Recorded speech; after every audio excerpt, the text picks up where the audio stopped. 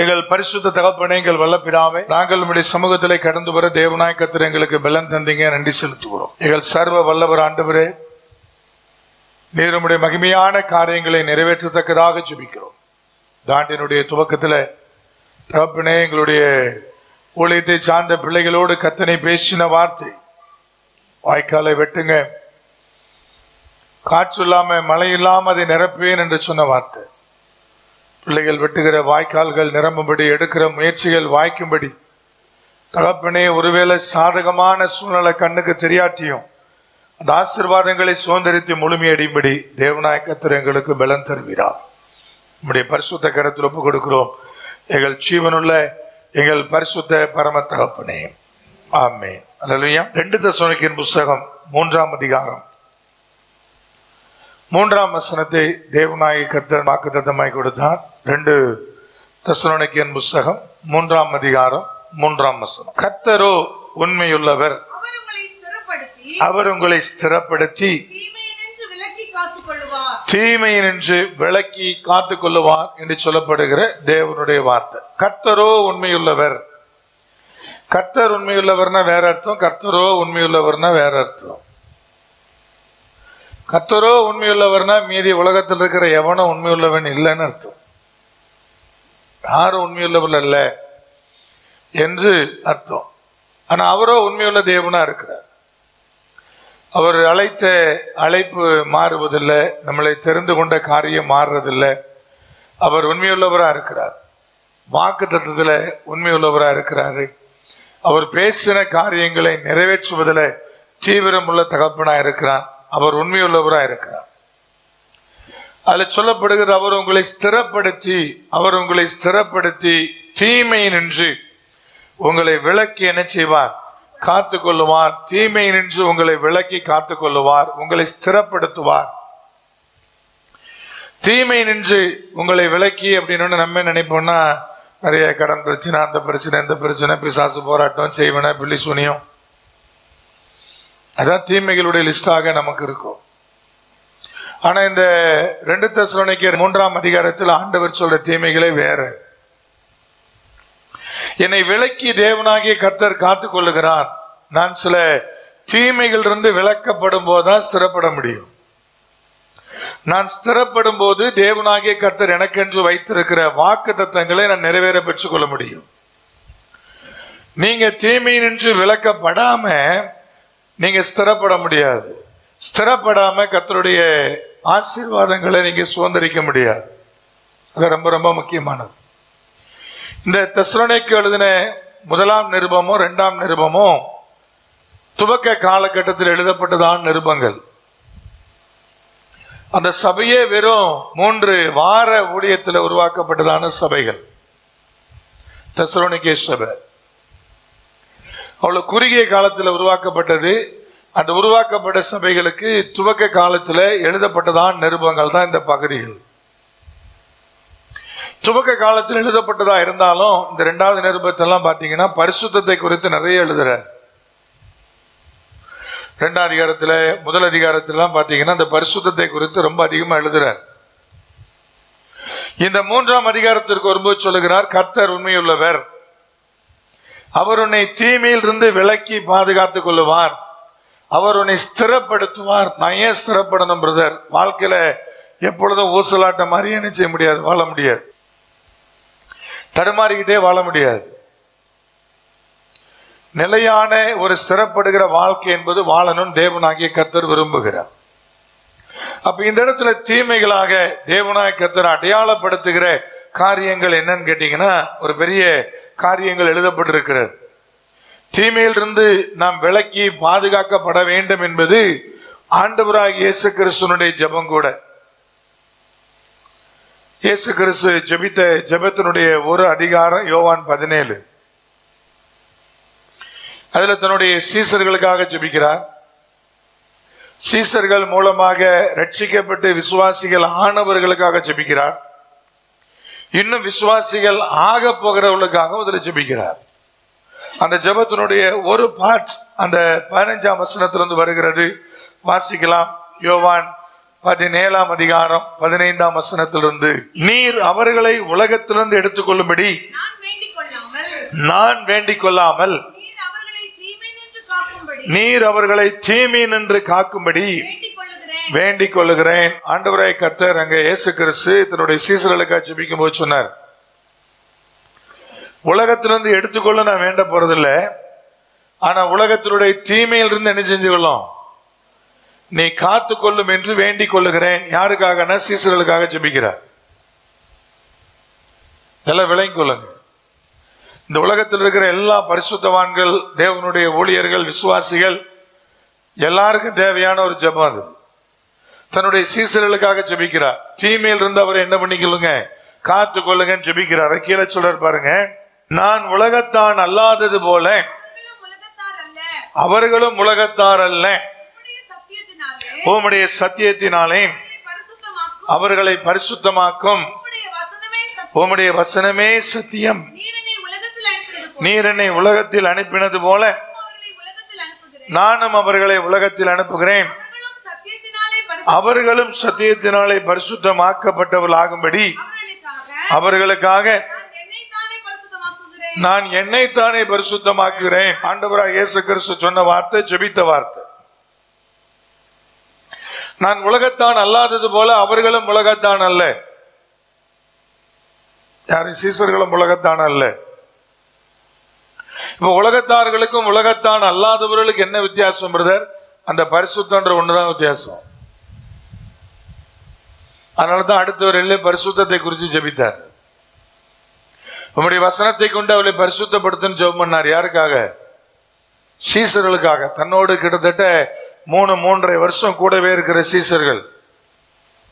அந்த 3.5 வருஷம் இயேசு கிறிஸ்து பார்த்துக்கிட்டாரு. பாவத்தில் விழாம தன்னுடைய சீசர்களை நல்லா பார்த்துக்கிட்டாரு. போகும்போது அவருக்கு ஒரு கவலை உண்டாகுது, இனி இவர்களை யார் பாதுகாப்பது? அப்ப நான் உலகத்தான் அல்லாதது போல இவர்களும் உலகத்தார் அல்ல. எதுல பிரதர் ரெண்டுக்கு வித்தியாசம்? பரிசுத்தன்ற ஒண்ணுதான் 2 பேருக்கு வித்தியாசம். அதான் வித்தியாசம். உலகத்தில் இருக்கிற எல்லாருக்கும் என்ன நடக்குதோ அதான் உங்களுக்கு நடக்கும். உலகத்துல ஒரு வியாதி பரவுச்சுன்னா உங்களுக்குள்ளேயும் பரவும். உலகத்துல எல்லா இடத்துல வேலையின்மை என்பது உண்டாயிடுச்சு பிரதர். வேலையற்று இருக்கிற ஜனங்கள் அதிகமாயிட்டாங்கன்னா உங்களுக்கும் வேலை கிடைக்கிறது கஷ்டமா இருக்கும். எல்லா தொழிலும் லாஸ் பிரதர் அப்படின்னா திடீர்னு மெட்ரோ போட்டான் பிரதர், இந்த ரோட்ல பூட்டி இருக்கிற கடைகளுடைய எண்ணிக்கை அதிகமாயிட்டே போகுது. அப்ப பிரதர் மீதி இருக்கிற ஜனங்களுக்கும் வியாபார குறைவுன்னு ஒண்ணு இருக்கும். அது நடுவில் தாக்கு பிடிக்கிறது தேவனுடைய கிருபை. அது யாருக்கு தருகிறார் பிரதர்? கர்த்தருடைய பிள்ளைகளுக்கு தருகிறார். அப்ப உலகத்தான் அல்லாதது போல இவர்களும் உலகத்தான் அல்ல. என்ன வித்தியாசம் பிரதர்? பரிசுத்தன்ற ஒண்ணுதான் வித்தியாசம். இதை ஜோமணி முடிச்சுட்டு அடுத்த வரியில் என்ன சொன்னார் பாருங்க, நான் இவர்களுக்காக வேண்டிக் கொள்ளுகிறதும் அல்லாமல் இவர்களுடைய வார்த்தையினாலே என்னை விசுவாசிக்கிறதுக்காகவும் நான் வேண்டிக் கொள்ளுகிறேன். இந்த ஜெபம் சீசர்களுக்கு மாத்திரம் இல்ல, எல்லா விசுவாசிகளுக்கும் சேர்த்தான் ஜெபிக்கிறார்.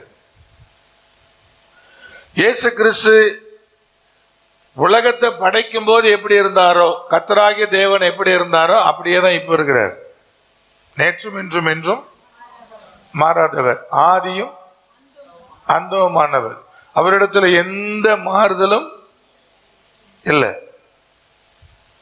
நல்ல கவனிங்க, அவர் அப்படியே இருக்கிறார். வேத வசனங்களும் மாறாது. காலம் மாறிட்டே இருக்குது, உலகம் மாறிட்டே இருக்குது. உலகத்துல எல்லாம் ஜோவியல் ஆயிடுச்சு பிரதர். ஆணும் பெண்ணும் கட்டி புரண்டு உருண்டுகிட்டு இருக்கிறாங்க பிரதர். அதே மாதிரி தானே நம்மளும் இருக்கணும். அதானே நம்முடைய ட்ரெண்டு.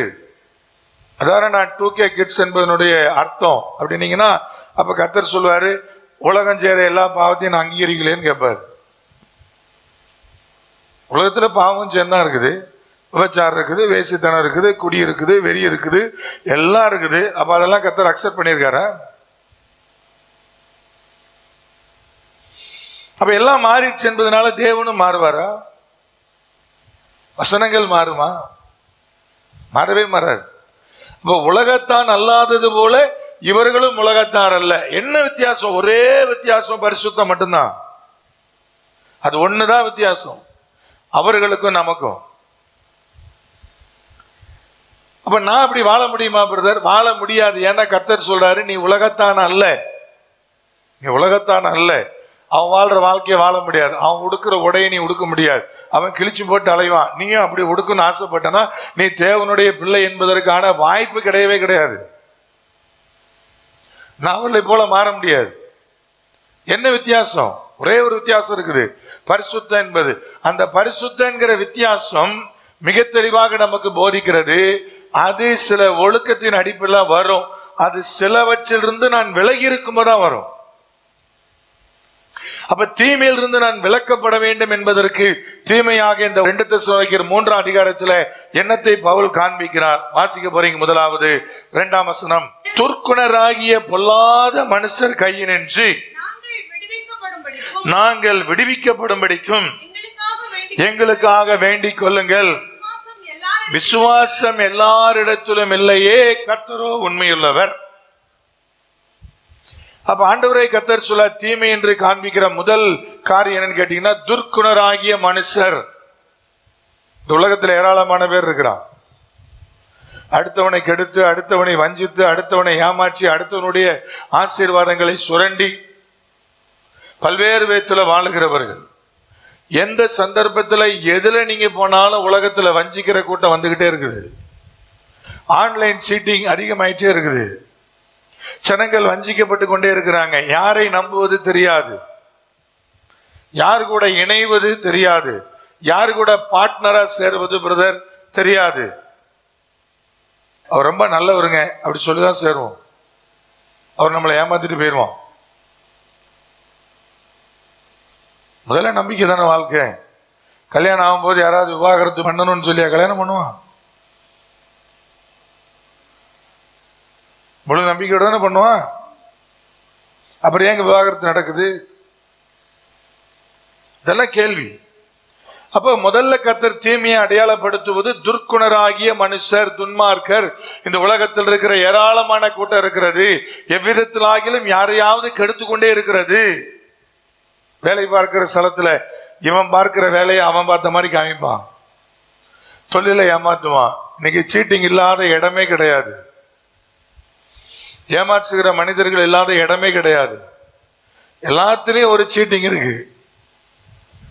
அப்ப இன்னைக்கு தேவனாய் கர்த்தர் சொல்லுகிறார், நீ ஸ்திரப்படுவதற்கு முன்பதாக தீமையிலிருந்து விலக்கப்பட வேண்டியது இருக்கிறது. அந்த தீமையான காரியமாய் கர்த்தர் காண்பிப்பது மனுஷர்கள் தானே தவிர நீங்க பிசாசியோ மற்றதுக்குள்ளே போயிடாதீங்க. இந்த இடத்துல கர்த்தர் காமிக்கிறது எல்லாம் மனுஷன்தான். துர்க்குணராகிய மனுஷர், துன்மார்க்கர், அவளிடத்திலிருந்து நீ விலக்கி காக்கப்படாம நீ ஒரு நாள் ஸ்திரப்பட முடியாது, நீ நிலைத்து நிற்க முடியாது. ஆவிக்குரிய வாழ்க்கையிலும் சரி, பூமிக்குரிய காரியத்திலும் சரி, அவர்களை விட்டு நீ விலகணும். 2வது காமிக்கிறார், வாசிக்கலாம். யாராவது ஒருவர் 6ஆம் வசனத்தை. மேலும் சகோதரனே, எங்களிடத்தில் ஏற்றுக்கொண்ட முறைமையின்படி நடவாமல் ஒழுங்கற்று நடக்கிற எந்த சகோதரனையும் நீங்கள் விட்டு விலக வேண்டும் என்று நம்முடைய கர்த்தராகிய இயேசு கிறிஸ்துவின் நாமத்தினாலே உங்களுக்கு கட்டளை இடுகிறோம். ஆலோசனை அல்ல, கட்டளை. விளங்கிக் கொள்ளுங்க, இது ஆலோசனை கிடையாது. இது என்னது? கட்டளை. நீ விலகணும். யாரை விட்டு பிரதர்? ஒழுங்கற்ற மனுஷன். ஒழுங்கற்ற மனுஷனை விட்டு நீ விலகணும். தேவனாய் கர்த்தர் சொல்லுங்க, ஒழுங்கில்லாம இருக்கிறது ஒரு பெரிய விஷயமாங்கன்னு கேட்டீங்கன்னா, கர்த்தருடைய பார்வையில் அது பெரிய விஷயம்.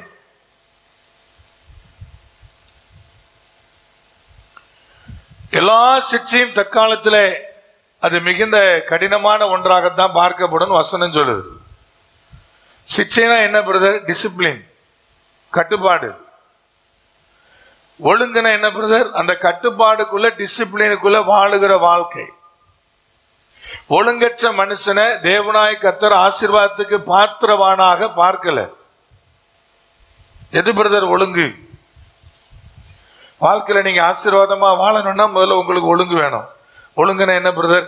என்ன டைமுக்கு எழும்புறதிலிருந்து, உங்களுடைய வேலைகளை நீங்கள் செய்வதிலிருந்து, உங்களுக்கு கொடுத்திருக்கிற பைக்கில் இருந்து, கார்ல இருந்து நீங்க கழுவணும், நீங்க துடைக்கணும். இன்னைக்கு பெரும்பாலான வாழை பிள்ளைகளுக்கு அப்பா தொடச்சு வைப்பாரு, ஒரு ஏறி டொருன்னு போவார்.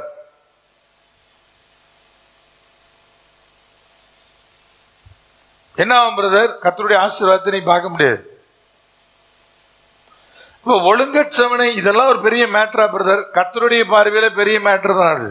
இது ஒரு பெரிய விஷயம்தான். ஒழுங்கற்று வாழ்வது என்னங்க? வேலை இல்லைன்னா மத்தியானம் 12 மணி வரை தூங்குறது, 1 மணிக்கு மத்தியானம் எழும்பி பல்லு விளக்குறது, இப்பெல்லாம் வாழ்க்கையில் ஆஸ்வதிக்கப்படவே மாட்டான். ஒரு ஒழுக்கம் என்பது, ஒழுக்கம்னா என்ன? டிசிப்ளின். டிசிப்ளின்னா என்ன? கட்டுப்பாடு. ஒரு சபைனா சபைக்குள்ள ஒரு கட்டுப்பாடு இருக்கும். இந்த கட்டுப்பாடு கீழ்ப்படிய முடியாதவன் ஒழுங்கற்று நடக்கிறவன். ஸ்கூல்னா ஸ்கூல்ல ஒரு கட்டுப்பாடு இருக்கும், ஒரு ஒழுங்கு இருக்கும். அதை மீறி நடக்கிறவன் அவன் ஒழுங்கற்று நடக்கிறவன். சபையிலையும் கட்டுப்பாடு இருக்கும், ஸ்கூல்லையும் கட்டுப்பாடு இருக்கும், காலேஜ்லயும் கட்டுப்பாடு இருக்கும். இது இப்படிதான் என்கிற நடைமுறை இருக்கும். எல்லா இடத்துலயும் கட்டுப்பாடு இருக்கும். பிளைட்ல ஏறணும்னா அங்கேயும் கட்டுப்பாடு இருக்கும். அங்க மட்டும் கரெக்டா கீழ்ப்படியும், ஏன்னா எட்டிட்டு மீச்சிருவான்ல. அங்க 2 மணி நேரத்துக்கு முன்னாடி போனோம்னா கரெக்டா 2 மணி நேரத்துக்கு முன்னாடி போய் உட்கார்ந்து இருப்போம், ஏன்னா உங்களை விட்டுட்டு போயிரும்ல. சர்ச்சுக்கு வரணும்னா 8:30 வர்றதுக்கு 10:30 வருவோம். இவனை விட்டு விலகணும்ன்றார். இவங்க கூட இருக்கிற வரைக்கும் நீயும் உருப்பட மாட்டேன்றார், அவனும் உருப்பட மாட்டான், நீயும் உருப்பட மாட்டேன்றார். ஒருவேளை இந்த லிஸ்ட்ல நீங்க இருந்தீங்கன்னா நீங்க மாறித்தான் ஆகணும். உங்க நண்பரோ அல்லது யாரோ ஒருத்தர் இருந்தா அவனை விட்டு நீ விலகிதான் ஆகணும். வசனம் சொல்லுது. இது என்ன பிரதர்? கட்டளை. இது ஆலோசனை அல்ல, இது கட்டளை. கட்டளைக்கும் ஆலோசனைக்கு என்ன இருக்கு? வித்தியாசம் இருக்கு. எச்சரிப்புக்கு கட்டளைக்கு வித்தியாசம் இருக்கிறது. நான் உன்னை எச்சரிக்கிறேன்னா கவனமா இருந்துக்கன்னு அர்த்தம். இது கட்டளையே போடுறார். ஒழுங்கற்று நடக்கிறவனை விட்டு நினைச்சை விலக வேண்டும் என்று நான் உங்களுக்கு கட்டளை கொடுக்கிறேன். நாங்கள் சில முறைமைகளை உங்களுக்கு கற்றுக் கொடுத்திருக்கிறோம். இதுதான் டிசிப்ளின் சொல்லி இருக்கிறோம். எதை விட்டு நான் விலகணும் பிரதர்? எதெல்லாம் தீமை பிரதர்? துர்க்குணராகிய மனுஷர் தீமையானவர்கள், அவர்களை விட்டு விலகு. ஒழுங்கற்று நடக்கிறவன் யாரு? அவனும் ஒரு பெரிய தீமை, அவனை விட்டு நீ என்ன செய்? விலகு. ஒழுங்கற்று நடக்கிறவன் எப்படியெல்லாம் நடப்பான்னு பாத்தீங்கன்னா சில காரியங்கள்லாம் எழுதுறாரு பாருங்க. இதுக்கு நேர் ஆப்போசிட் என்ன தெரியுமா? 1 தெசலோனிக்கேயர் 5:11. ஆகையால் நீங்கள் செய்து வருகிறபடியே ஒருவரை ஒருவர் தேர்ச்சி, ஒருவருக்கொருவர் பக்தி விருத்தி உண்டாகும்படி செய்யுங்கள். இப்ப சொல்ற ஆலோசனைக்கு இந்த ஆலோசனை நேர் எகென்ஸ்டா இருக்கிற மாதிரி இருக்கும் உங்களுக்கு.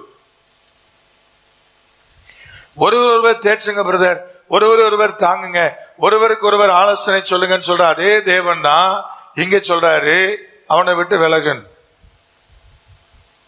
அப்ப என்ன பிரதர்? எந்த ஆலோசனையும் அவன் கேட்க போறது இல்ல. அவனை கூட வச்சு என்ன செய்ய போற? ஒரே ஊத்துல இருந்து நல்ல தண்ணியும் கெட்ட தண்ணியும் புறப்படாது. இன்னைக்கு அது நல்ல தண்ணியா இருந்துச்சு பிரதர், நாளைக்கு உப்பு தண்ணியா இருந்துச்சு, கிடையவே கிடையாது. அவன் எப்படியோ அவன் அந்த தண்ணீரை கொடுக்கிறான். நம்ம தான் ஏமாறுறோம் பல சந்தர்ப்பத்தில்.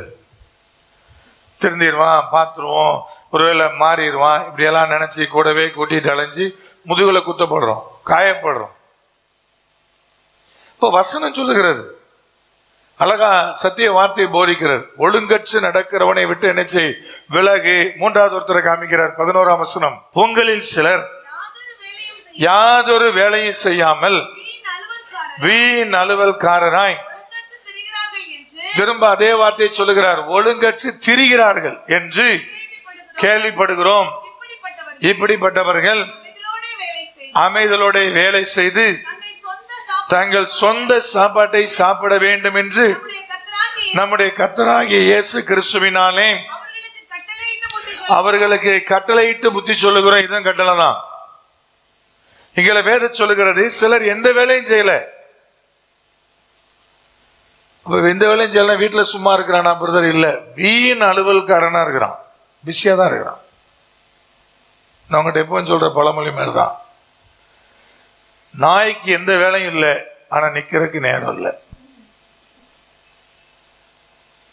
நாங்க ரோட்ல பார்த்துருக்கல, நாய பிஸியாவே இருக்கும். இங்க இருந்து அங்க போவோம், அங்க இருந்து இங்க வரும், இங்க இருந்து சுத்தும், அங்க சுத்தும். என்னையே வேலை பார்த்துச்சு, ஒரு வேலை கிடையாது, பட் பிஸி.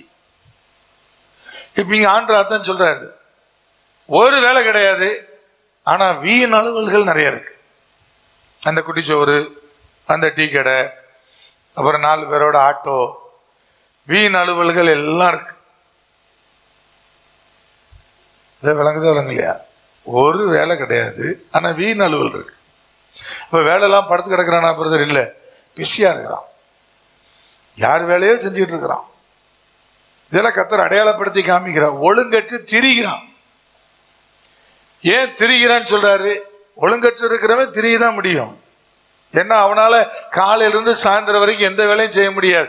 இதை நான் செய்திருக்கிறேன் என் குடும்பத்துக்காக, இதை செய்திருக்கிறேன் என்னுடைய பர்சனல் லைஃபுக்காக, இதை செய்திருக்கிறேன் என்னுடைய எதிர்காலத்துக்காக, ஒன்னையும் சொல்ல முடியாது. ஒன்ன கூட சொல்ல முடியாது.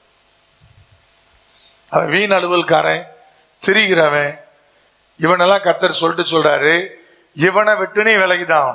இவன் ஒரு பெரிய தீமை, சோம்பேறி ஒரு பெரிய தீமை. யாரு கூட பழகணும் பிரதர்? யார் நண்பனா இருக்கணும்? சுறுசுறுப்பானவன் தான் நண்பனா இருக்கணும். யாரு கூட இருக்கணும் பிரதர்? அவங்க கூட இருந்தா தான் நீங்களும் சுறுசுறுப்பா இருப்பீங்க. சோம்பேறி கூட இருந்து என்ன செய்யறது? வீண் அலுவல்காரன் கூட என்ன செய்யறது? அவன் வெட்டி கதை பேசிக்கிட்டு இருப்பான். வருவான், நீங்க ஒழுங்கா தொழில் பண்ணிட்டு இருப்பீங்க, நிப்பான், 1 மணி நேரம் பேசுவான். முடியல, ஏதாவது பிரயோஜனமா பிரதர்? ஒரு பிரயோஜனம் இருக்காது. வெட்டி அலுவல், வெட்டி பேச்சு. அவனை விட்டு விலகாம அவன் கடையை விளங்காது, நீங்களும் விளங்க மாட்டீங்கன்னு அர்த்தம். அவனை உள்ள சேர்க்காதுன்னு அர்த்தம். அவன் உள்ள சேர்த்து என்ன பண்றது? இப்ப வாழ்க்கையில எவ்வளவு காரியம் கற்றுக்கொள்ள வேண்டியது இருக்கிறது, எவ்வளவு காரியங்களை செய்ய வேண்டியது இருக்கிறது. ஒழுங்கானபடி தன்னுடைய வாழ்வை ஒருத்தன் திட்டமிட்டான்னா அவனுக்கு நேரம் போதாது. அவனுடைய வேலைகளை செய்து, அவன் குடும்பத்துக்கான வேலைகளை செய்து, அவன் சரியானபடி தன்னுடைய வாழ்வை திட்டமிட்டு இருந்தான்னா அவனுக்கு நேரம் போதாது. அவனுக்கு நேரம் போகலன்னு சொல்ல முடியாது. நேரமே போலங்க அப்படி ஒருத்தன் சொல்றான்னா அவன் சோம்பேறின்னு அர்த்தம். இந்த சோம்பேறினால பிச்சை கூட எடுக்க மாட்டான். பிச்சை எடுக்கிறது கொஞ்சம் சுறுசுறுப்பு வேணும் இல்லையா? அதுக்கும் ஓடி தெரிஞ்சாதான் வாழ்க்கையை நிரப்ப முடியும். சிக்னல் நின்று பிச்சை எடுத்தா கூட ஒவ்வொரு வண்டி வர ஓடி ஓடி போய் வண்டியை போய் தட்டிக்கிட்டு நிக்கணும். அது கூட சோம்பேறித்தனம் உபயோகப்படாது. எவ்வளவு காரியம் இருக்கு. இப்ப வீண் அலுவல், டீல உட்காந்து பேசிக்கிட்டே இருப்பான், இல்லைன்னா அந்த மொபைல்ல உட்காந்து சேட் பண்ணிக்கிட்டே இருப்பான். வீண் அலுவல்காரன், அவனை விட்டு விலகு, அவனை விட்டு விலகு. உட்காந்து சேட் பண்ணிக்கிட்டே இருக்கிறதுனால ஏதாவது பிரயோஜனம் வரப்போதா? ஒரு மனுஷன் ஒரு தேவைக்காக நீங்க பேசுறீங்கன்னா 2 மினிட்ஸுக்கு மேல என்ன தெரிஞ்சு இருக்குதுல? அன்பின் நிமித்தமா பேசுறீங்க, சரி 10 நிமிஷம் பேசலாம். ஜாலியா பேசிட்டு இருந்தேன் ஒரு 15 நிமிஷம் பேசலாம். அதை தாண்டி என் போன் எடுத்து பாருங்க, 2 நிமிஷத்துக்கு மேல யாருக்கிட்டையும் நான் பேசினதே இருக்காது. நீ வேணா எடுத்து பாருங்க, 2 மினிட்ஸுக்கு மேல யார்கிட்டயா நான் பேசியிருந்தேன்னா பாருங்க. இந்த காரியத்துக்காக போன் பண்றேன். போன் பண்ணும்போது டைரக்டா போன் பண்ணி, பிரதர் ஃப்ரீயா இருக்கீங்களா, இன்னைக்கு இந்த வேலை இருக்கு அப்படின்னு சொல்லுவேன். நல்லா இருக்கீங்களா? தேவையே இல்லை. எதுக்கு? அதான் நல்லா இருக்காங்கன்னு தெரியுமே. அவங்க நல்லா இருக்காங்கன்னு தெரியும், பாக்குறோம், எல்லாம் செய்யறோம். இந்த வேலை இருக்கு, இவ்வளவுதான், அவ்வளவுதான், அதோட முடிச்சு ஏன்ட்ட செல்ல போன் பண்ணுவாங்க, பிரதர் நல்லா இருக்கீங்களா? பதிலே இருந்து வராது. இப்ப எங்க இருக்கீங்க? இப்ப எங்க இருந்தா உனக்கு என்ன? நீ உனக்கு என்ன வேலை உண்டா சொல்லு. அண்ணன் எனக்கு இது ஜோமன்னு சொல்ற சொல்லு. அவர் எங்க இருக்கிறீங்க நம்மகிட்ட கேட்டுட்டு தான் அவர் அடுத்து வருவார். ஏக்கு இப்ப நீங்க தாம்பரத்தில் இருக்கீங்கன்னா இப்ப வரும்போது அப்படியே வந்துட்டு போயிடுறீங்களா? நைட்டு 12 மணிக்கு நம்மகிட்ட கேள்வி கேட்கறது, எங்க இருக்கீங்க, என்ன பண்ணிட்டு இருக்கிறீங்க? இப்ப இதெல்லாம் உனக்கு எதுக்கு? உன் வேலையை சொல்லு. எதுக்கு போன் பண்ண? வயிற்று வலிக்குதா? ஜோம் பண்றேன். எதுக்கு போன் பண்ண சொல்லு. அதுக்கு மேல எதுக்கு கடன் கேட்கிறேன்? அப்ப ஆண்டு சொல்ல வீண் அலுவல்காரன்னா இதெல்லாம் அதுக்குள்ளதான் அடக்கம். வீண் அலுவல்காரன், வேலையே இல்லாதவங்களாம் வீண் அலுவல்காரன் தான் இருப்பான். வேலை இல்லைன்னா மென்டல் ஆயிடுவான். ஈவில்ஸ் ஒர்க் ஷாப்பா என்ன ஆயிரும்? அது மாறிடும். அதனால தான் ஆண்டு அவனை விட்டு விலகு, அவனை விட்டு விலகு. ஏதோ ஒரு வேலையை செய்யா. எந்த வேலைன்னா என்ன, அதை செய் அப்படின்னு ஆண்டவராய் கர்த்தர் அழகா தெளிவா சொல்றார். அடுத்து சொல்றார் பாருங்க, அடுத்தாக ஒரு காரியத்தை சொல்றார். 14ஆம் வசனம். மேலும் இந்த நிருபத்தில் சொல்லியே எங்கள் வசனத்துக்கு ஒருவன் கீழ்ப்படியாமல் போனால் அவனை குறித்து கொண்டு அவன் வெட்கப்படும்படிக்கு அவனுடனே களவாதிருங்கள். வசனத்துக்கு கீழ்ப்படியாதவனை நோட் பண்ணிக்க, அவன் வெட்கப்படும்படி அவன்கிட்ட பேச கூட செய்யாதன்றார். விளங்குதா? அவனோடு களவாதிருங்கள். அவன் வெட்கப்படணும். தான் செஞ்சது தப்பு என்பதை உணரணும், தான் செஞ்சது அவமானங்கிறத உணரணும். நான் வசனத்துக்கு கீழ்ப்படியாம இருக்கிறதுனால இன்னைக்கு என்கிட்ட யாரும் பேச மாட்டேங்கிறாங்கன்னு கவலைப்படணும். என்கிட்ட யாரும் பேசவே இல்லை, எதுக்கு பேச போறான்? நீ பண்ற சேட்டைக்கு உன்கிட்ட எப்படி பேச முடியும்? நான் சொல்லுங்க, இதெல்லாம் வசனம் சொல்லுது. அவனை நல்லா குறிச்சிக்க, நோட் பண்ணிக்க. அவன் வெட்கப்படும்படி அவன்கிட்ட களவாதிரு. அது கீழே அடுத்து ஒண்ணு சொன்னார் பாருங்க, ஆனாலும் அவனை சத்துருவாக எண்ணாமல் சகோதரனாக எண்ணி அவனுக்கு புத்தி சொல். அப்படின்னு என்ன அர்த்தம்? அதாவது நீ அவனை சத்துருவா பார்க்கல, அவனை சகோதரனை தான் பார்க்கிற. ஆனா அவன் கொஞ்சமாவது உணரணும் என்பதற்காக அவன் கூட என்ன பண்ணிட்டு இருக்கிற? களவாம இருக்கிற. அவனுக்கு புத்தி சொல்லு. வசனத்துக்கு கீழ்ப்படியாதவனுக்கு எதை கொண்டு புத்தி சொல்லுவீங்க? என்னங்க, வசனத்துக்கு கீழ்ப்படியாதவனுக்கு எதை கொண்டு புத்தி சொல்லுவீங்க? ஒழுங்கா சாப்பிடாதவனுக்கு என்ன புத்தி சொல்லுவீங்க? நல்லா சாப்பிடு. ஓவரா தின்றவனுக்கு என்ன புத்தி சொல்லுவீங்க? அளவா சாப்பிடான்னு சொல்லுவீங்க. வசனத்துக்கு கீழ்ப்படியாதவனுக்கு என்ன புத்தி சொல்லுவீங்க? வசனத்தான் சொல்ல முடியும். இதுதான் வசனம், இதுக்கு தான் நீ கீழ்ப்படிஞ்சாகணும். காலம் மாறிடுச்சு பிரதர். இன்னைக்கு 2024. 2024 வசனம் மாறாது.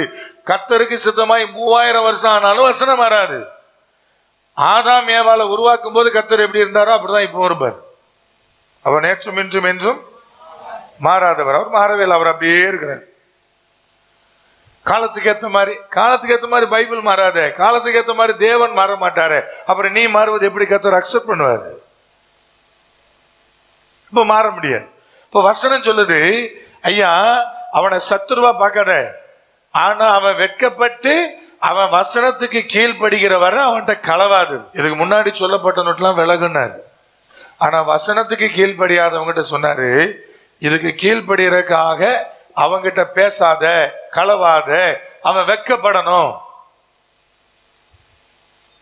அப்படின்னு ஆண்டவர் சொன்ன. நான் சொல்லல, அவன்கிட்ட களவாது, ஆனா புத்தி சொல். அப்ப இந்த தீமைகள் விளக்கப்படும் போது நான் ஸ்திரப்படுகிறேன், நான் பலனுள்ளவனாய் மாறுகிறேன், பலனுள்ளவளாய் மாறுகிறேன். இப்ப என்கிட்ட ஊசலாட்டம் கிடையாது, நான் அசைக்கப்படுவதில்லை, நான் தடுமாறுவதில்லை. இப்ப நான் ஸ்திரமா இருக்கிறேன். பினான்சியலி ஸ்திரத்தன்மை இல்லைன்னா கடன் வாங்கியும் கடன் கொடுக்கையும் வாங்கினதை திரும்ப அடைக்கையும் இப்படியே இருப்போம் இல்லையா? அப்படின்னு என்ன அர்த்தம்? ஸ்திரத்தன்மை பினான்சியலி எனக்கு என்ன செய்யல. நீயோ கடன் வாங்காத இருப்பாய், கடன் கொடுக்கிறவனா இருப்பாய். அது கட்டளையா ஆசீர்வாதமா? ஆசீர்வாதம். சிலருக்கு பெற்றுக்கிட்டாங்க, சிலர் இன்னும் பெறல, கடன் வாங்கி வாங்கி உருட்டுறாங்க. அப்ப என்ன அர்த்தம் பிரதர்? இன்னும் பினான்சியலா அவங்க என்ன ஸ்திரத்தன்மைக்குள்ள என்ன செய்யல. அப்ப ஸ்திரத்தன்மைனா என்ன பிரதர்? அவன் ஸ்டெடியா இருப்பான். அப்ப எதுக்கு பினான்சியல சொல்றோம்? நீங்க புரிஞ்சுக்கிறக்கா சொல்றோம். இப்ப இந்த தீமையிலிருந்து விளக்கப்பட்டாதான் அவன் ஸ்டெடியா இருப்பான், அவன் ஸ்திரத்தன்மையோடு இருப்பான். அவனை எதுவும் அசைக்க முடியாது. வெளியிலிருந்து ஏதாவது உள்ளுக்குள்ள விதைக்கப்பட்டாலும் அவனுக்குள்ள தீமை முளைக்காது. அவன் வேறு பக்கமா இழுக்கப்பட்டாலும் அந்த பக்கத்துக்குள்ள போக மாட்டான். ஸ்டெடியா இருப்பான், ஸ்டெடியா இருப்பான். இப்படி ஸ்டெடியா இருக்கிறதுனால என்ன ஆசீர்வாதம் வருது பிரதர்? 2 ஆசீர்வாதத்தை சொல்றாரு. இப்ப வாசிக்கலாம் 16ஆம் வசனம். சமாதானத்தின் கர்த்தர் தாமே எப்பொழுதும் சகல விதத்திலும் உங்களுக்கு சமாதானத்தை தந்தருள்வாராக. ஸ்திரத்தன்மையோடு இருக்கிறவனுக்கு தேவன் கொடுக்கிற பெரிய ஆசீர்வாதம் எப்பொழுதும் எல்லா விதத்திலும் சமாதானம். எனி டைம், எல்லா விதத்திலும். எந்தெந்த சூழ்நிலை எது பிரதர்? எல்லா சூழ்நிலையும் சமாதானம். எப்ப பிரதர்? எனி டைம், எப்பொழுதும். 2வது ஆசீர்வாதம் என்ன சொல்றாரு பாருங்க, கடைசி வசனம். நம்முடைய கர்த்தராகிய இயேசு கிறிஸ்துவினுடைய கிருபை உங்கள் அனைவரோடு கூட இருப்பதாக. தேவனுடைய கிருபை பெற்றவர்களாக நீங்கள் மாறுவீர்கள். எப்ப பிரதர்? நான் ஸ்டெடியா இருக்கும்போது, என்னை யாரும் அசைச்சு பார்க்க முடியாது என்கிற நிலையில் இருக்கும்போது. இது எல்லாம் தேவனாய் கர்த்தர் நம்மிடத்தில் எதிர்பார்க்கிறார். எதிரெல்லாம் ஸ்திரமா இருக்கணும் பிரதர். பரிசுத்தத்துல, இந்த உலகத்துல அனைத்து காரியத்திலும் நான் ஸ்டெடியா இருக்கணும்னு தேவன் விரும்புறாரு. நீங்கள் புரிந்து கொள்வதற்காக நாம் பயன்படுத்துகிற அந்த வார்த்தையை சொல்றேன். ஸ்டெடியா வாழ்வது, தடுமாற்றம் இல்லாமல் வாழ்வது. அதற்கு இந்த தீமெல்லாம் விளக்கப்படும். எந்த தீமெல்லாம் பிரதர்? துர்மனசாட்சியுடைய துர்க்குணராகிய பொல்லாத மனுஷர் விளக்கப்படணும். ஒழுங்கற்று நடக்கிறவன் உன்னை விட்டு என்ன செய்யப்படணும்? விளக்கப்படணும். ஸ்கூல் இருக்கு, ஸ்கூல்ல சில காரியத்தை எழுதிக்கிட்டே இருக்கிறாங்க. இதெல்லாம் எழுதிட்டு வாங்க, இன்னைக்கு இதை முடிக்கணும்ன்றாங்க, நாளைக்கு அதை முடிக்கணும்ன்றாங்க, இன்னைக்கு இந்த சப்ஜெக்ட் முடியணும்ன்றாங்க. 10 பிள்ளை கரெக்டா முடிச்சிருது. ஒரு 10 நாளைக்கு பார்த்துக்கலாங்குது. இந்த நாளைக்கு பார்த்துக்கலாங்கிறத ஒழுங்கற்றது. இந்த ஒழுங்கற்றது ஒரு நாளும் வாழ்க்கையில் ஆசீர்வாதமா என்ன செய்யாது? மாறாது. 40 பிள்ளை இருந்துச்சுன்னா 4 கேரக்டர் இருக்குல்ல, உள்ளுக்குள்ள 4 கேரக்டர் இருக்குல்ல.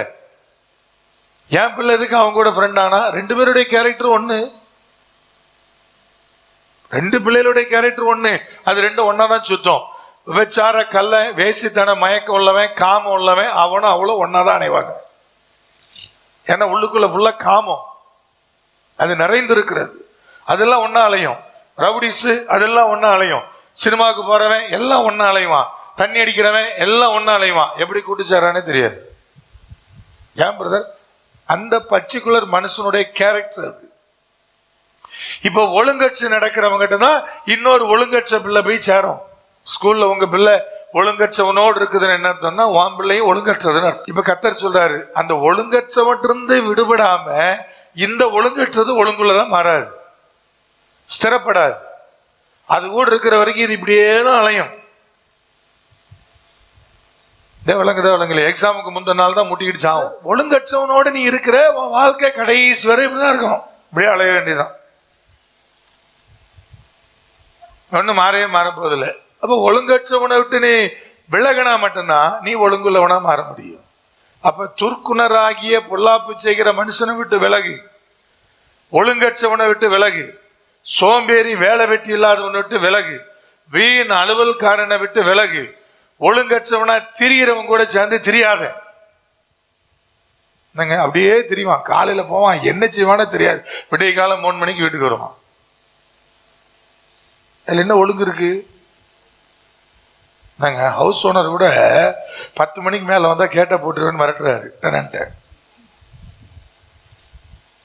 ஹவுஸ் ஓனர் வாடகை குடும்பம் என்ன சொல்றாரு? 10 மணிக்கு மேல வந்தா கேட்ட போட்டிடுவேன்றாரு பல ஹவுஸ் ஓனர். இங்க பேரண்ட்ஸால வீட்டை போட்ட முடியல, அது விடிய காலம் 4 மணிக்கு வருது. நல்லா புரிஞ்சு கொள்ளுங்க. ஒழுங்கு ஒழுங்கு அது தேவன் விரும்புகிற மகா பெரிய உன்னதமான ஒன்று. வீண் அலுவல்காரனை விட்டு விலகு, சோம்பேறியை விட்டு விலகு, திரிகிறவனை விட்டு விலகு. இதெல்லாம் தேவனாய் கர்த்தர் தீமைகளை அடையாளப்படுத்துகிறார். வசனத்துக்கு கீழ்ப்படியாதவனை விட்டு விலகு, அவங்கிட்ட கலவாத, உபச்சாரக்காரனை விட்டு விலகு. நிறைய வசனம் இருக்கு. இன்னைக்கு இதில் உள்ளதை மட்டும் தான் உங்களுக்கு காமிச்சிருக்கிறேன். பொருளாசைக்காரனை விட்டு என்ன செய்? விலகு. இதெல்லாமே தீமையாத்தான் கர்த்தர் காமிக்கிறார். உலக அந்த மயக்கத்தில் இருக்கிறவனை விட்டு விலகு. இன்னும் உங்க 2 மணி நேரம் பேசலாம்.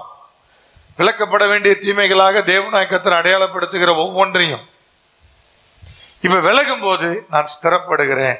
ஸ்திரப்படும் போது கர்த்தருடைய சமாதானம் என்னை நிரப்புது, தேவனுடைய கிருபை எனக்குள்ள வருது, நான் ஆசீர்வதிக்கப்பட்டவனாக நான் மாறுகிறேன். இதுதான் தேவனாய் கர்த்தர் சொல்லுகிற காரியம். அவர் உண்மையுள்ளவர், அதனால் அதை செய்வார்.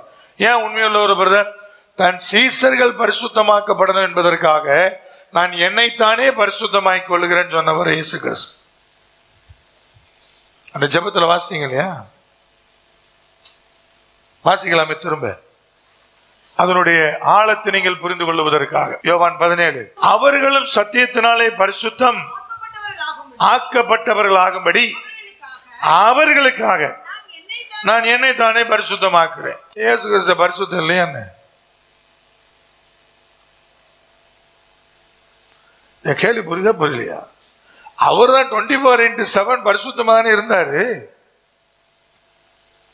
அப்ப சத்திய வசனத்தினாலே அவர்கள் பரிசுத்தமாக்கும்படி நானும் என்னைத்தானே நான் பரிசுத்தமாக்குறேன்னு என்ன அர்த்தம்னா, அவரும் பைபிளை வாசித்து ஆண்டவரே என்னை பரிசுத்தமா காத்துக்கொள்ளும் ஜெபிச்சாரு. யாருக்கு மாடலா? யாருக்கு மாடலா? சீசர்களுக்கு மாடலா. அப்ப நான் இப்படி ஜெபிக்கிறேன்னா, நான் வசனத்தை வாசிக்கிறேன்னா, நான் அந்த வார்த்தையின் மூலமா எனக்குள்ள ஒரு பெரிய பரிசுத்தம் உண்டாகும் நினைக்கிறேன்னா என் சீசனை என்னை பார்த்து என்ன செய்வான்? வாசிப்பான். அவனும் பரிசுத்தமா வாழுவான். அப்ப பரிசுத்தத்துக்காக இயேசுவும் ஜெபித்து இருக்கிறாருன்னு அர்த்தம். பரிசுத்தம் ஆக்குறேன்னு அர்த்தம். ஆண்டவரே உம்முடைய ரத்தத்தினாலே கழுவும், உம்முடைய வார்த்தைகள்னால என்னை கழுவும், உம்முடைய ஆவியினாலே கழுவும், என்னை பரிசுத்தப்படுத்தும் நான் ஜெபிச்சேன்னா நான் என்னை நானே பரிசுத்தமாக்குறேன்னு அர்த்தம். இயேசு அப்படி இருந்தார். ஏன் பிரதர்? சீசர்கள் பரிசுத்தமாவதற்காக. அவ்வளவு ஒரு பெரிய பலனும் ஆசீர்வாதம் எதுல இருக்குது பிரதர்? பரிசுத்தத்தில் இருக்குது. நீங்கள் உலகத்தான் அல்ல. ஒரே வித்தியாசம் பரிசுத்தம் தான் அவனுக்கும் நமக்கும். மீது எல்லாம் ஒரே மாதிரிதான் நடக்கும். நீங்களும் படிக்காம எக்ஸாம் எழுதி பாஸ் பண்ண முடியாது, அவனும் எக்ஸாம் எழுதி பாஸ் பண்ண முடியாது. ஆண்டவரே கிருபியினால எனக்கு ஃபர்ஸ்ட் மார்க் போட்டோம்னா போடா லூசும் பாரு. படிச்சாதான், நீங்களும் படிச்சாதான் மார்க் வரும், அவனும் படிச்சாதான் மார்க். என்ன வித்தியாசம் ரெண்டு பேருக்கும்? ஒன்னே ஒண்ணுதான், பரிசுத்தன்றது மட்டும்தான் வித்தியாசம். அந்த வித்தியாசம் வரும்படி வாழ கற்றுக்கொள்ளுங்க. தீமைகளை விட்டு விலகிருங்க. கண்டிப்பாக ஒரு முதன்மையான ஆசீர்வாதத்துக்குள்ள கர்த்தர் உங்களை கொண்டு வருவார். அந்த தீமை யாராவனா இருக்கலாம். துர்க்குணம் நிறைந்த பொல்லாப்பு நிறைந்த மனுஷங்க சொந்தக்காரனா கூட இருக்கலாம், உங்க அண்ணன் தம்பியா கூட இருக்கலாம். நான் எப்பவும் உங்கள்கிட்ட சொல்லுவேன், எங்க அக்கா பையன் அண்ணன் பையன் மட்டும் வீட்டுக்குள்ள விட்டுறாரு, உன் பிள்ளையும் சேர்த்து கெடுத்து குடிச்சு ஒரு ஆக்கிட்டு போயிடுவான். அவனுக்குள்ள பரிசுத்தம் இருக்கான்னு பாரு. நான் எப்பவும் உங்கள்கிட்ட சொல்றதுதான். அவங்க கூட ஒரு 10 நாள் தங்கி இருந்தா 10 நாள்ல எல்லா ஆவி இறக்கிட்டு போயிடுவாள. அப்புறம் அது சுமப்பது யாரு? என்ன வித்தியாசம்? ஒன்னே ஒண்ணு, பரிசுத்தம் தான் வித்தியாசம். அதை நோக்கி ஸ்திரப்படுவதற்கு விளக்க வேண்டிய காரியத்தை விளக்குங்க. கர்த்தர் உங்களை ஆசீர்வாதமா மாற்றுவார். கண்களை மூடலாம், செபிக்கலாம். தேவனாய் கர்த்தர் எதற்காக இந்த வார்த்தையை கொடுத்தாரோ தெரியாது. கர்த்தரோ உண்மையுள்ளவர், கர்த்தரோ உண்மையுள்ளவர்.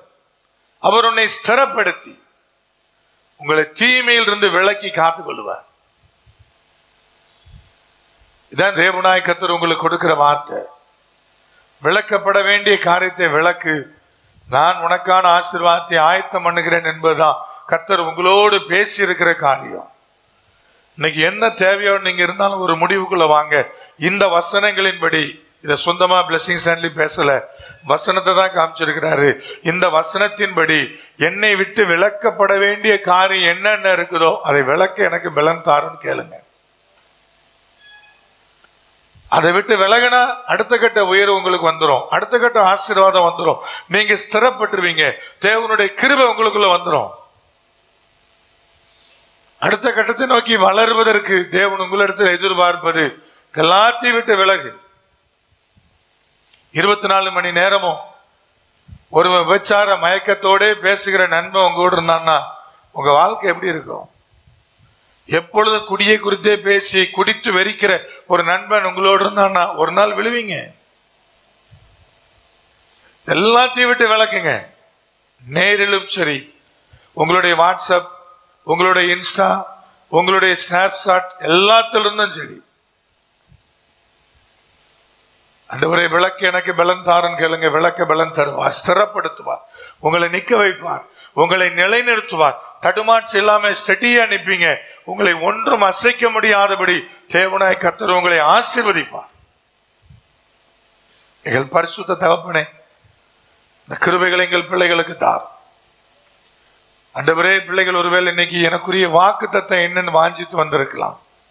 கர்த்தர் அவளோடு பேசியிருக்கிற வாக்கு தத்துவம், நான் உன்னை ஸ்திரப்படுத்துவேன் என்று, தீமையிலிருந்து விளக்குவேன் என்று. இந்த பிள்ளைகளுக்குள் இருக்கிற எல்லா தீமைகளும் விலகட்டும், அவர்கள் ஸ்திரப்பட்டு நிக்கட்டும், தடுமாற்று இல்லாம நிக்கட்டும், எல்லா நிலைகளும் அந்த ஸ்திரத்தன்மையை பார்க்கட்டும். தொழில, வேலையில கிடைக்க வேண்டிய புதிய ஆசீர்வாதத்துல அதற்குண்டான வாசல்கள் திறக்கப்பட வேண்டும். வேலைக்கான வாசல்கள் திறக்கட்டும், தொழிலுக்குண்டான ஆசீர்வாதங்கள் உண்டாகட்டும், படிப்பிற்கு தேவையான நன்மைகள் பரத்திலிருந்து கொடுக்கப்படட்டும், பரிசுத்தத்திற்கு தேவையான பலன் பரத்திலிருந்து அருளி செய்யப்படட்டும். அந்த பலனுக்குள்ளே நடத்துங்க. இயேசு கிறிஸ்துவின் அதிகாரம் உள்ள நாமத்தில் தானே ஜெபிக்கிறோம் எங்கள் ஜீவனுள்ள பரிசுத்த பரம தகப்பனே. கர்த்தராகிய இயேசு கிறிஸ்துவினுடைய கிருபை, பிதாவாகிய தேவனுடைய அன்பு, பரிசுத்த ஆவியானுடைய ஐக்கியம் இப்பொழுது சதா காலம் இந்த வார்த்தைகளை நிறைவேற்ற வைத்து உங்களுக்குள்ளே நிலைத்திருப்பதாக.